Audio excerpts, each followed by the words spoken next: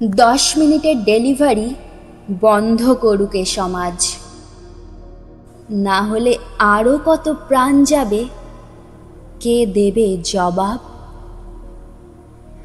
তাদেরও বাড়িতে অপেক্ষায় থাকে তাদের পরিবার। না হয় একটু দেরি হলে কি হবে তোমার?